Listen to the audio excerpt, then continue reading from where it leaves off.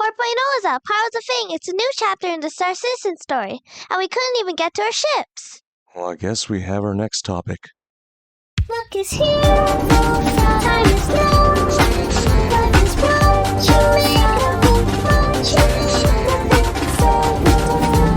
What even just? Hello everyone.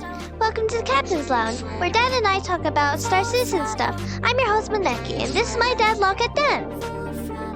Now, we've been waiting for the Pyro system for years. Well, I have anyway. And this year is finally here. But the release of Pyro with Star Citizen 4.0 didn't exactly go as planned, and it got a lot of people upset. So today we're here to tackle the quasi-grazer in the room. What went wrong? Why would you tackle a quasi-grazer? Dad, just coming back already. Yeah.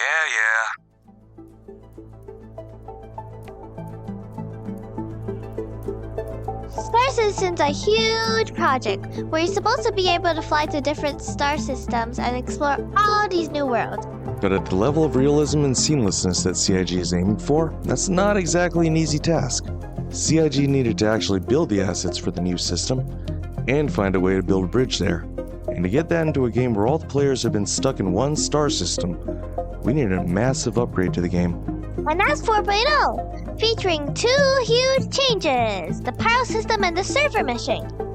Ever since Cloud Imperium Games started showing off their work on the Pyro system in 2019, it's been the elusive milestone everyone's been waiting for, a promised land for PvPers and a refuge for the lawless. Most importantly, it's a huge expansion to a game that so far was only able to showcase one star system at a time, and the beginning of the fulfillment of that promised galaxy-spanning game. But it needed server meshing to work, right? Yep. Servers had their hands full just dealing with the Santon system, and the 100 or so players in it. So what is server meshing? Simply put, making multiple servers work as one big shard. And not so simply? Well, I guess I better explain how servers work. You remember D&D, right? Yeah, you're the one who showed me. So every player of the game is using what's called a client. It's like the rule set, or maybe your dice. That client by itself doesn't really do much. It doesn't know where everything is, so it can't really build your world out for you. It definitely has no idea that anybody else is playing the game, let alone where they are in the game. That's why it needs a server. A server is sort of like a dungeon master of the world. It lets people in, it records what they have, where they are, what they're building or looting, makes sure everyone's following the rules, and it tells the player's clients where all the other player clients are, at least when they're close enough to matter. Now imagine a dungeon master with 100 players. That's ridiculous. Take forever to be my turn again. Yep, that dungeon master is now overloaded, just like the servers would be if they tried to handle Stanton and Pyro at once. Now imagine having 10 dungeon masters handling 10 players each. Easier to handle, right? Still sounds pretty crowded. Sure, but just for the sake of argument. I don't want to argue. It's a grown-up saying. Easier than 100, right? Okay. Like in a normal D&D campaign, every dungeon master has their own notebook to keep a record of what happens to the world, right? Now imagine they're all writing the record of what happens in the same book, so that they're all able to share the same adventure in the same world. Welcome to server meshing. How are they supposed to match everything up? Well, I'll give you a hint right there. They're all writing in the same book. For Star Citizen, that shared notebook is called the replication layer. By the way, this replication layer, it was actually first introduced in the late 3.x patch cycle as a way to stop the dreaded 30k server crashes, which sometimes wiped hours of work. I mean, if say a DM suddenly had a seizure, which happened a lot in Star Citizen, a new DM could just take its place. I hope you don't mean actual people. Oh, servers! But how can 10 dungeon masters write in the same book? Wouldn't they be getting in each other's way? Maybe they all have different parts. Right now, we got static server meshing, which is where each of 5 servers is handling only a part of Stanton, and each of another 5 servers is handling only a part of Pyro. And when a player crosses the boundary, all the dungeon master needs to do is hand his copy of the character sheet over to the next guy. But you have to break the notebook apart. Or you could use a shared document on the cloud. But what if something happens between the two servers? Or what if the two people grab the same item at the same time? Or what if the server couldn't read the notebook fast enough? Or all good questions, and honestly, I don't have all the answers. It's a lot more complicated than it looks, which is why server meshing actually took a lot of figuring out and a while to implement. But that's just static server meshing. CIG wants to eventually move over to dynamic server meshing, but that's a whole nother story.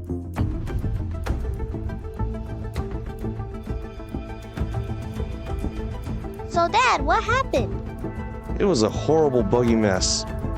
You remember that bug where you couldn't get out of the hangar in the later days of 3.24? Mm-hmm. I ended up running rescue missions for stuck players in New Babbage and 4.0 too, because there were a lot of people couldn't even get out of the hangars.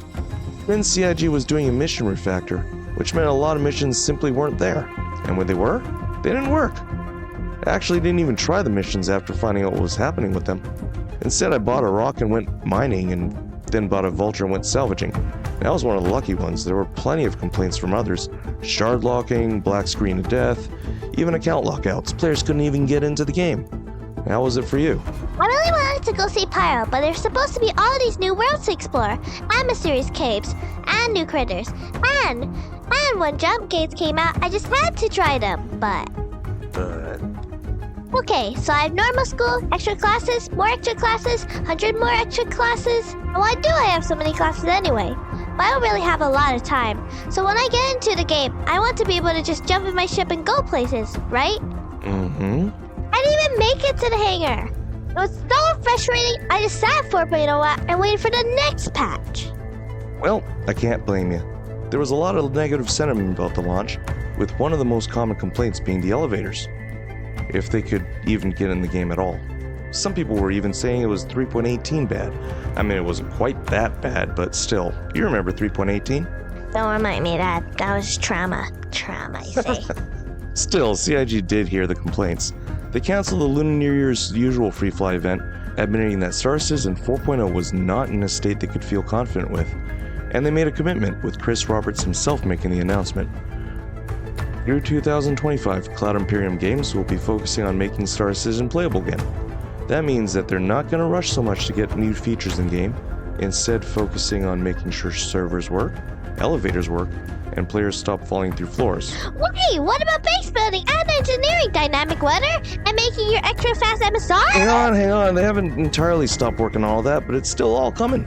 And maybe even this year if they have time to work on it, but what's the point if you can't even get to your hangar, right? Alright. Also, new ships, critters, and maybe even star systems. Those all count as content, not features. That means they can rely on current tech and still introduce those new things to see and places to go. Oh, I guess that's okay then. Maneki's really looking forward to base building.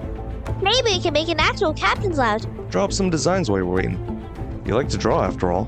But in the meantime, it just means more programmers will be working on less glamorous things like elevators to make this game a better experience for you and me. And the new guy who's been wondering why this game doesn't play like the trailers.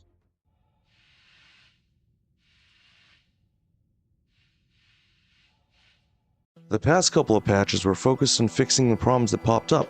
February's 4.0.1 patch fixed the 60030 lockout errors, some of the broken missions, those New Babbage hangars, as well as kicking off the Fight for Pyro limited time event. March's 4.0.2 patch, which we're on as of recording date, fixed elevators. Kinda. At least they let us in now. It also started the Supplier Die event, which I didn't actually take that long to get the materials for as a salvager, since I'm always salvaging anyway. But you know, I am gonna gripe for a bit. I really don't think CIG should be doing limited time events on servers that have these problems. I mean, some people out there are striking it rich with easy money off of these missions, while others are struggling just to make the missions work at all. But CIG heard about that too, and Fight for Pyro, which is supposed to end last month, is still running as we record. I finished mine late. Me too. How are you gonna save a ship under attack with your own guns constantly misfiring? Or when you launch your missiles and they're like, nah, I don't feel up to it today. Alright, I was flying a fully kitted F-80 with like one gun actually working. We also saved Stanton. I didn't get the rewards until like a month after you emailed CEG, which came like a month after they actually closed Free 24, when your friend challenged was like, you didn't get your rewards? I was supposed to get the rewards as soon as I completed, but that bugged out too. But they did give us the rewards. At least they care. They care, and at least they're working on making things better. There's still plenty of problems, both times they patched and the one time they did a server maintenance and fried my account. I ended up losing rare items I had found on Rex out there. It became kind of a running gag where I was always finding, then losing NDBs. What's an NBD? Wait, what's an NDB? The metagun, the one that shoots purple. It can't be bought at shops anymore. Ooh, those? I had every gun Mount Everest on my FAT before 4.0 came. I bet there are plenty of other horror stories. Ooh, tell them about Escape from Checkmate. Oh yeah, okay, so in 4.0.1, when hangar elevators were still not letting people in, I was stuck on Checkmate Station in Pyro. Elevators were broken on every server. My respawn point had somehow got set to Checkmate. It was a bug, I wouldn't voluntarily set that myself. So the only other way off the station was through the contested zones, where everyone was fighting each other for the best loot in the game. It's a place I usually stay away from because, you know, I don't want to get shot. So there I was, wandering around one of the most dangerous places in already dangerous Pyro, sneaking through the maintenance tunnels just to get to a door that led outside the station. And you remember me asking for a pickup? Yeah, but I couldn't even get in the game. Yeah, that wasn't fun. Well, it kind of was, but it kind of wasn't. I got you in the game eventually, but you had already gone to bed by that time. So I ended up having to fly your ship over to rescue myself, as I floated helplessly around outside Checkmate. Good times.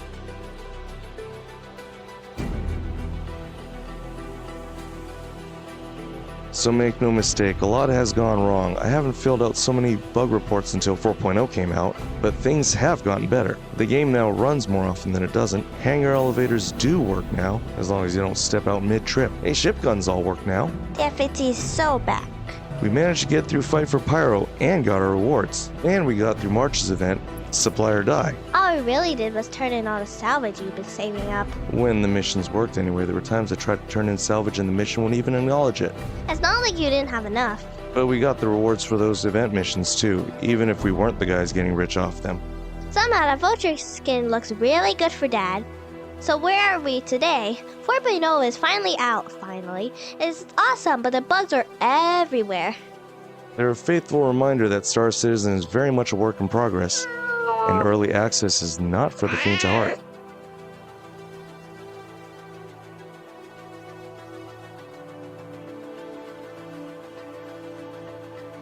This just in, 4.1 just dropped. Dad, what does this mean for the players? Tier 0 item recovery has just been implemented, meaning if you die with your expensive gear on, don't worry, you'll show up at the hospital with your armor still on you. I wonder if it's glued on. Oh, there's a Banoon game. Yep, meet Wicklow, officially the first actual non-human sentient in Star Citizen, who runs a collector's emporium/museum of sorts, and trades stuff like the armed Atlas battlesuits for burritos? An isn't bite, I think. Well, some of the stuff he wants will be very hard to get, like rare ores from special hidden sites on Aberdeen and Daymar. Introducing Align and Mine, the April event.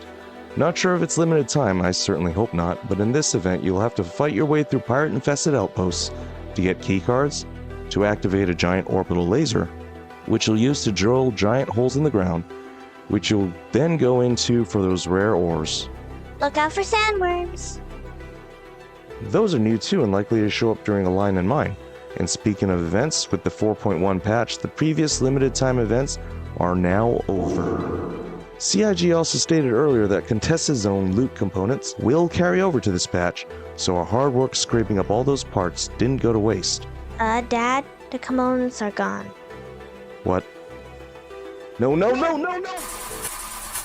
Oh, come on! You promised, CIG! You promised! They're gone. They're all gone! Yeah. The slipstreams, the F-78 turrets, like 5 NN-15 cannons. Gone. First time I even found those. All 17 NDBs. NDBs again? All gone! Wait, 17?